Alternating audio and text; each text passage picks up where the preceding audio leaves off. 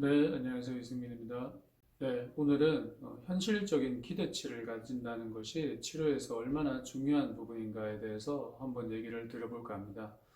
환자분들과 얘기하다 보면은 치료를 잘 해서 이제 많이 좋아져서 이제 약을 줄여서 이제 끊으려고 하는 그런 분들과 대화를 할 때 가끔 그런 얘기를 하는 분들이 계세요. 아, 나 이제 많이 좋아져서 약 줄이고 끊으면은 앞으로 내가 다시는 이런 공황장애나 이런 우울증에 걸릴 일이 없겠죠, 선생님? 네, 이렇게 물어보는 경우도 많이 있고요. 그리고 또 어떤 분들은 치료하면서 상당히 많이 좋아져서 일상적인 생활도 잘 하고 계시는데도 여전히 이제 시무룩하게 어떤 우울한 표정을 지으면서 왜 그러냐고 이렇게 이유를 물어보면은 아, 분명히 많이 좋아진 것 같은데 뭐 밤이 되고 혼자가 되면 아직까지 우울하고 가끔 눈물도 나올 것 같고 그리고 스트레스를 받으면은 쉽게 화가 나고 그런 것들이 아직 남아 있어서 속상하다. 그런 얘기를 하는 분들도 많이 계십니다. 세상에 완치가 되는 병이라는 게 잘 없죠. 뭐, 우울증이 감기다, 마음의 감기다, 이렇게 얘기해서 감기를 예로 들어보더라도 그래요. 감기는 우리가 심하면 병원에 가서 치료하면 한 일주일 정도 약을 먹으면 많이 낫습니다. 그러면은 환자분들이 병원에 오라고 해도 안 가고 약을 끊게 되죠. 그래서 이제 다 나았다, 이렇게 생각하는 건데, 근데 문제는 감기는 또 생긴다는 거죠. 감기 때문에 한 번만 병원 간 사람은 없잖아요. 그렇게 따지면 감기라는 것에도 완치라는 것은 없겠죠. 그리고 뭐 관절염이라든지 정형외과적인 병들, 내과적인 병들 이런 부분들 보면은 뭐 암 같은 경우도 그래요. 수술한다고 암이 생기지 않는다는 보장은 없으니까 계속 추적 관찰을 해야 되고 항암 치료나 방사선 치료를 해야 되는 경우도 많이 있습니다. 그래서 보면 세상에 완치가 되는 병보다는 되지 않는 것들이 훨씬 많은 거죠. 계속 그거를 잘 주의하고 관리해 줘야 되는 그런 부분들이 많습니다. 그래서 심리적인 질환들은 어떻게 보면 더하다고 볼 수가 있겠죠. 내가 한번 우울했다고 다시 우울하지 않으리라는 법은 없고, 내가 공황장애가 한번 생겨서 치료를 했다고 다시 공황장애가 발생하지 않으리라는 법은 없습니다. 그래서 여러분들의 치료가 지금 종결이 되는 것은 지금 현재의 본인의 상태는 많이 좋아져서 앞으로 재발할 수 있는 가능성이 많이 줄었기 때문에 치료를 중단하는 것이지만 그렇다고 해서 이게 앞으로 평생 생기지 않는다고 보장할 수는 없겠죠. 그래서 만약 그런 분들이 걱정이 된다면은 어느 정도 소량의 약이라 이런 것들은 계속 유지하면서 또 방지를 할 수도 있는 거니까요. 그래서 세상에 완치가 되는 것들이 잘 없고 특히 심리적인 것들은 그게 더한 거기 때문에 여러분의 우울증이나 불안장애가 지금 많이 좋아졌다고 해서 나중에 이게 다시 생기지 않으리라는 법은 없기 때문에 여러분들이 잠도 잘 자고 스트레스 관리도 계속 잘 하면서 대비를 해야 되는 이제 그런 부분이 바로 여기에 이유가 있다고 하겠습니다.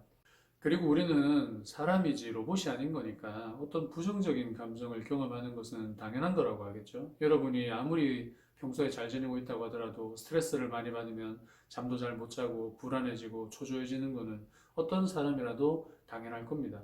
그렇기 때문에 여러분들이 치료를 잘 해서 지금 좋은 기분을 유지하고 있다고 하더라도 스트레스에 예민할 수 있고 가끔은 화도 나고 울적해질 수도 있는데 그것이 나한테 문제가 있다 이렇게 받아들여서는 곤란하겠죠.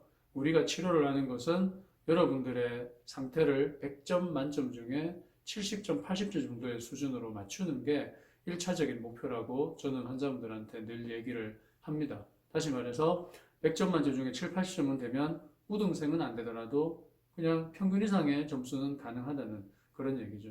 우리가 치료를 하는 것은 당신이 어느 정도 우울이나 불안이 좋아져서 직업이라든지 어떤 사회생활 또 양육 같은 일상생활을 어느 정도 할 수 있게 도와주기 위해서 하는 것이죠. 여러분들이 만약에 항상 100점이라면은 항상 기분이 너무 좋고 즐겁고 들떠 있는 상태가 될 텐데 어떻게 보면 그건 오히려 조증 같은 상태에 더 가까울 수도 있어요. 그거는 사실 되게 힘든 상태인 거죠. 그렇기 때문에 여러분들의 불안이나 우울이 잘 치료되고 좋은 상태를 유지하고 있다고 하더라도 때때로는 불안하고 답답하고 스트레스를 많이 받는 상태가 나타날 수 있고 또 때때로는 잠도 잘 못 자고 식욕도 떨어질 수 있다는 겁니다. 그거는 사람이기 때문에 당연하겠죠. 하지만 이제 그런 모습을 가지고 너무 예민하게 내가 또 악화되고 있다, 나빠지고 있다, 이렇게 생각을 할 필요는 없는 거죠. 사람이기 때문에 불안할 수도 있고 우울할 수 있는데 그런 감정들에 너무 예민해져 버리면 내가 지금까지 좋아진 것도 다 허사가 될 수 있으니까요. 그래서 저는 가끔씩 그런 질문도 해요. 여러분이 이 병원에 오기 전에 여러분의 심리 상태가 과연 100점이었느냐? 그렇게 물어보면 100점 만점을 가지고 있었던 분은 사실 거의 없거든요. 어떻게 보면은 일반적인 사람들도 대체적인 심리 상태는 한 70점, 80점을 가지고 계속 지낸다고 봐야 될 겁니다. 항상 기분이 너무 좋고 즐겁고 신나는 것은 거의 불가능한 일일 테니까요. 근데 여러분들이 치료를 잘 해서 평소에 7, 80점이었던 게 100점이 되기는 쉽지만은 않은 일이겠죠. 그래서 여러분들의 평상 수준을 회복하는 것이 목표인 거기 때문에 70점, 80점을 만드는 것도 상당히 고난이도의 미션인 거고 이것이 잘 되더라도 우리는 충분히 만족할 수 있는 거죠.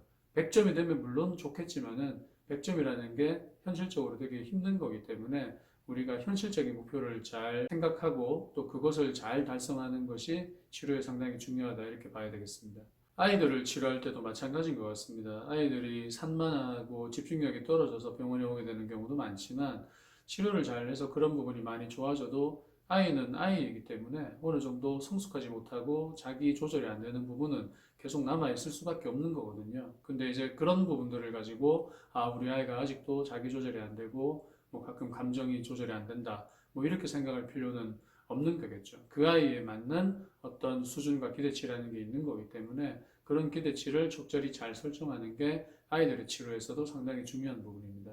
그래서 적절한 기대치를 가진다고 하는 것은 다시 말하자면 심리 상태는 100점이라는 것은 없다. 뭐 이런 얘기로 축약을 할 수가 있겠습니다. 절대 재발하지 않는 병도 없고 항상 기분이 좋을 수도 없다라는 점을 염두하면서 가끔은 우울하고 불안하고 가끔은 스트레스를 많이 받고 힘들지만 그래도 그럭저럭 잘 견뎌내고 그럭저럭 잘 자고 잘 먹고 할 수 있고 생활을 어느 정도 유지할 수 있다면 그런 상태는 좋은 상태거든요. 그런 상태를 만드는 것이 치료의 목표가 될 수 있는 거기 때문에 이것은 비단 어떤 정신과적인 문제뿐 아니라 다른 치료들을 내과적인 치료를 받고 있는 분들도 한번 생각해 보셔야 될 부분인 거고 내가 얼마나 치료에 대한 현실적인 기대치를 가지고 있느냐 내가 너무 허황되게 높은 기대치를 가지고 있지는 않는지 한번 잘 생각해 보시면서 적당한 기대치를 가지는 것이 내가 만족할 수 있는 지름길이다라는 사실을 인식하셨으면 좋겠습니다.